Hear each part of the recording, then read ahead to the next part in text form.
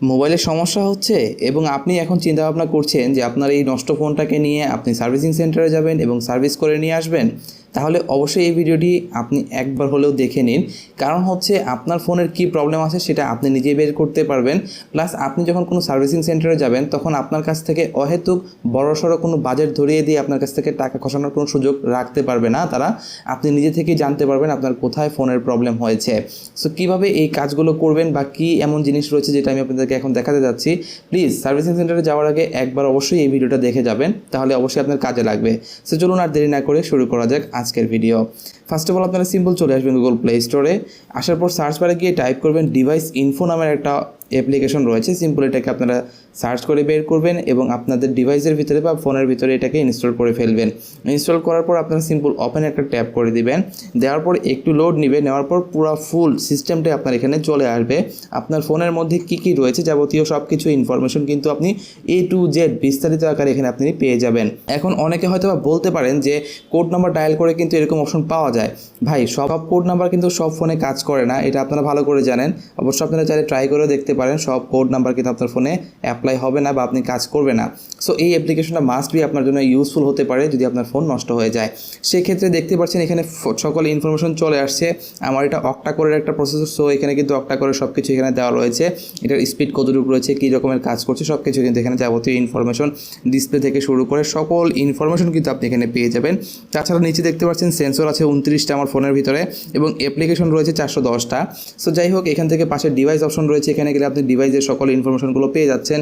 তারপর সিস্টেমে গেলে সিস্টেমের ইনফরমেশনগুলো আপনি এখান থেকে পেয়ে যাবেন, যেটা আপনার প্রয়োজন হয় আপনি দেখে নিতে পারেন। তারপর পাশে রয়েছে সিপিইউ কী কী রয়েছে সব কিছু ইনফরমেশন আপনারা পেয়ে যাবেন। ব্যাটারিতে চলে যাবেন, ব্যাটারি থেকে সকল ইনফরমেশন আপনারা পাবেন।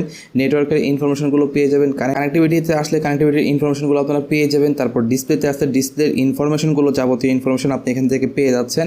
তারপর এখানে মেমোরি রয়েছে, মেমোরিতে আসলে মেমোরি ইনফরমেশনগুলো পাবেন।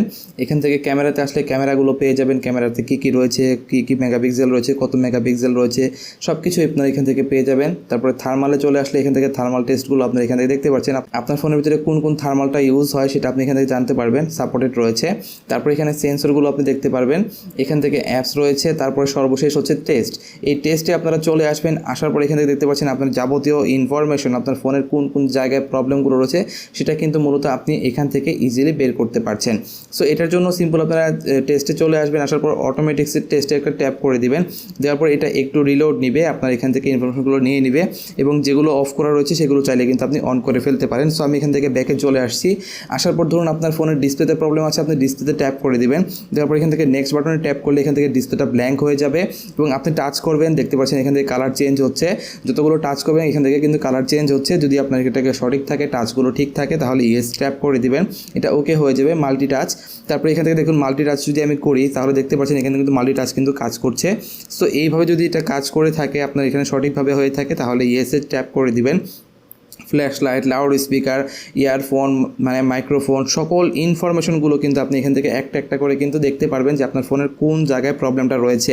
সেটা সেন্সর হোক, ব্যাটারি হোক, যাবতীয় ইনফরমেশন কিন্তু আপনি এখান থেকে চাইলে আপনি সকল কিছু কিন্তু এখানে ইজিলি দেখে নিতে পারবেন।